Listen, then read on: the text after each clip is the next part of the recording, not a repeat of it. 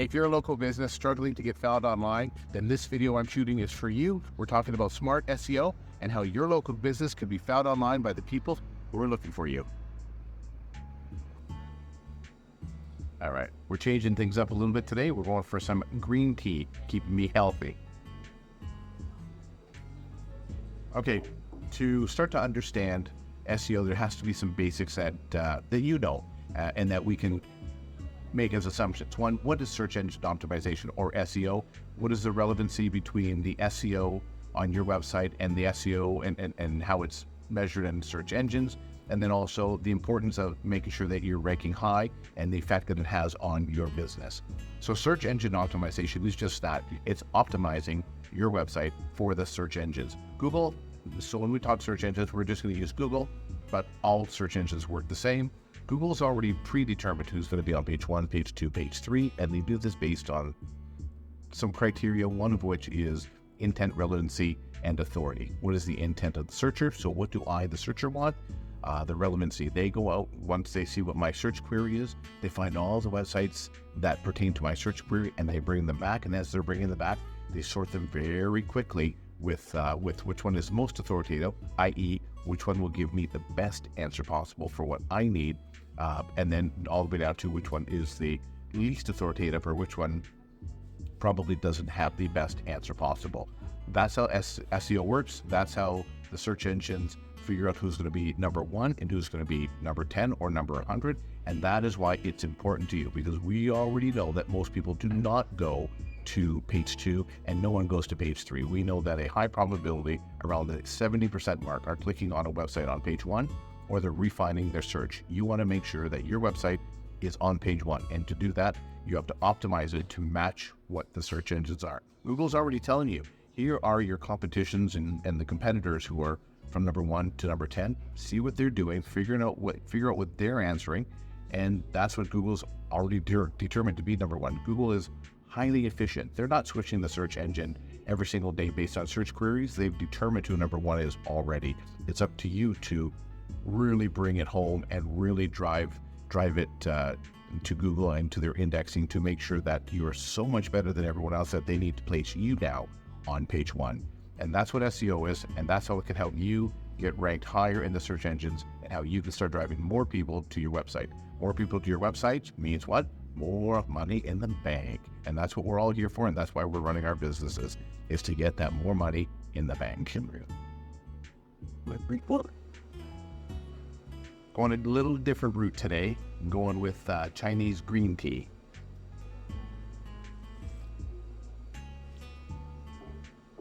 All right, before we can actually start diving into SEO, we need to understand what SEO is, or search engine optimization, and the relationship between SEO and the major search engines, and why it's important to you. So to start off, the search engines determine who ends up on the first page. So when we're talking search engines, to make things easy, let's just refer to the search engines as Google. So Google already has predetermined who's on the first page based on a number of criterias, and probably one that we like to use a lot is the intent, relevancy, and authority rule. The intent is the intention of the searcher. What are they looking for? Relevancy, that's all the websites that are in that area or what the searcher is looking for. And then authority, that measures all of the websites whose relevancy matches the intent. So let's start with intent.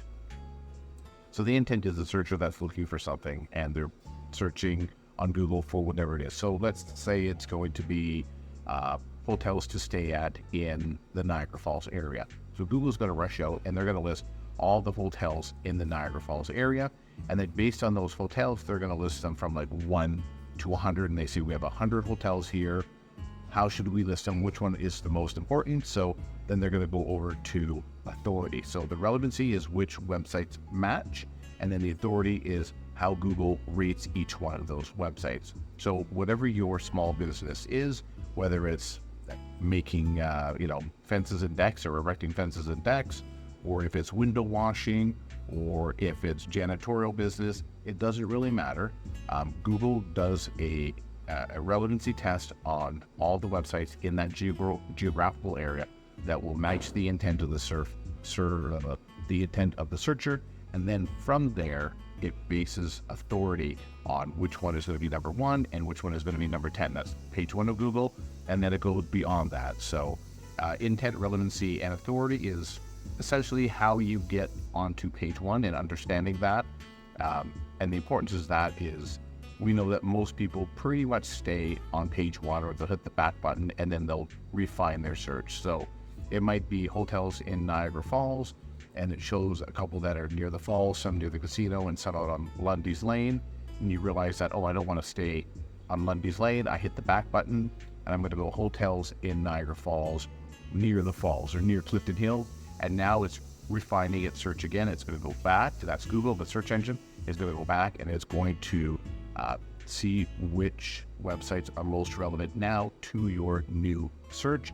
And then again, it's going to authoritize them. So it's going to rate them from 1 to 10 to find out who shows up in the number 1 position. And that's how Google rates your website as well. It looks at all of your competition, what are they doing, and how relevant are their websites based on the customer's search, based on the customer's intention. So make sure that your relevancy and your website matches their intent, and then make sure that you are an authoritative website. We're going to get into that a little bit later in this conversation, how to make your site authoritative. And with that little bit of math equation, you yourself can start getting more people to your website based on increasing a little bit of your SEO strategy. So now that you understand what SEO is and how you rank higher, we're going to talk a little bit about the technical stuff. And I'm going to try to explain it so that everyone can understand what I'm talking about. When Google goes to determine where you're going to rank in the search engines, it looks at a couple things. One, it looks at what your titles are, what your meta description is, where you're using your boldness, what pages are linking to you, where you're linking to, and it references that, and we would call that technical SEO. There's a lot more involved with it, but I'm just keeping it simple just to keep the video flowing. One of the things that we run into quite a bit is people saying, nobody can find me and nobody can find my business. And that's because they're using umbrella terms. So let's go back to the idea of actually, we'll make it a local business. So let's say that you're a window washer in Brantford, Ontario, and that you do window washing for commercial and industrial clients. We go to so many pages that are titled Hull, and then there'll be a link on there that'll be check out our services. And then there'll be something else that'll say, our photo gallery. And then there'll be another title on the page that says what we do. Well, Google doesn't understand any of that stuff. To them, you might as well be speaking Greek because they can't figure it out. What you want to do is your homepage wants to be, your business title, ABC Window Washings, and then pipe, and then Brantford, Ontario, and then a photo gallery of our window washing team, and then it's going to be window washing clients in Brantford, Ontario. And if you work outside of Brantford, I'm used to Brantford, that's my hometown, you would say window washing clients in Brantford, Kitchener, and Hamilton. So now I'm indexing 3 locations. That's just helping Google understand, hey, I do work in these 3 areas. The keywords in the titles help Google understand what it is that I'm talking about. Google reads your pages on your website similar to how you scan a magazine. Think of a magazine. Look at any magazine rack the next time you walk by it.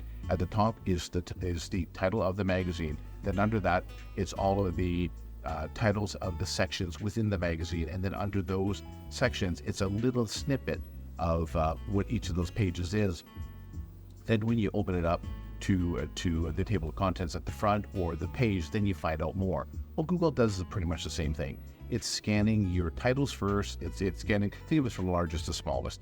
The title of the page, then the subheads of the page at the top of the page, then the subheads underneath that, then anything that's bold, then anything that's italic. It reads all of that first, and it determines that this must be the most important information on this page. Therefore, I will pay attention to this. Then the little meta description. What is this page about? It's going to read that as well.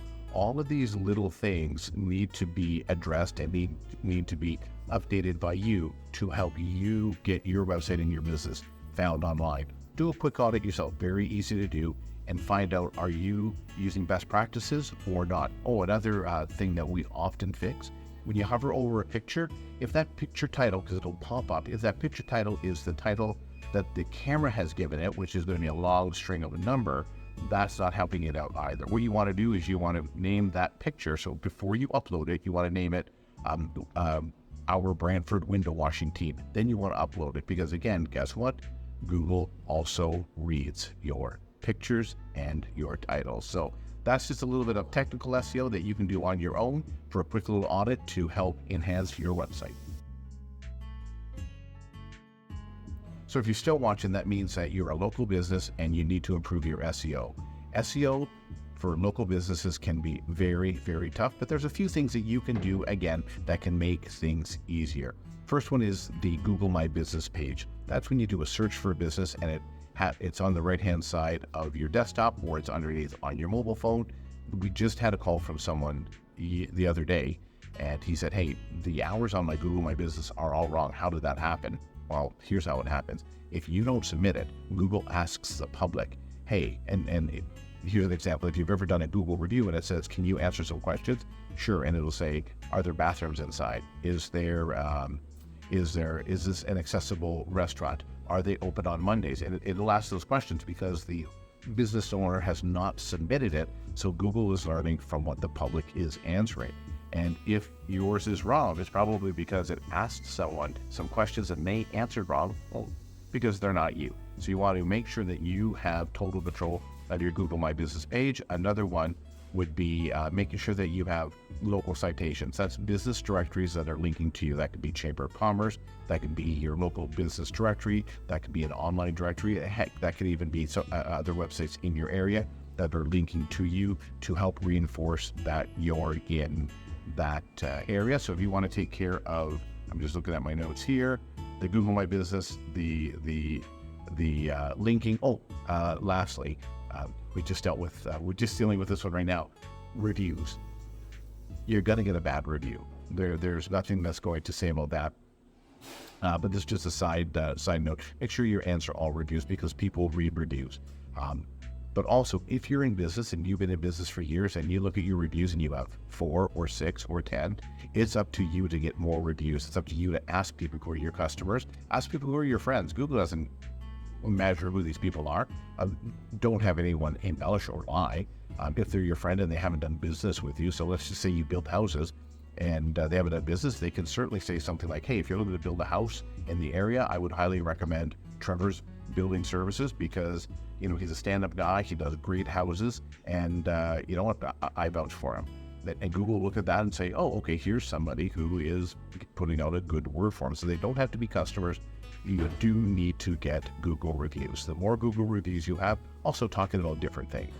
The more Google reviews you have, the more it helps Google understand, again, what it is that you're offering. And then by understanding your Google reviews, by understanding your Google My Business, because you've been updating that, and by linking from local directories, local businesses, or your local Chamber of Commerce, that also ties you to that area and helps improve your foothold in that area that you're working. So make sure that you do that as well. Again, simple stuff that you can do on your own to help enhance your website's position in the Google search engine result page. So I hope that these 3 tips help you out and can help elevate your business to go from where it is today to where you need it to be, to get more business, to get more phone calls, and again, as I mentioned earlier, to get more money in the bag. So keep watching, and next week we will be enjoying a coffee or a tea somewhere else.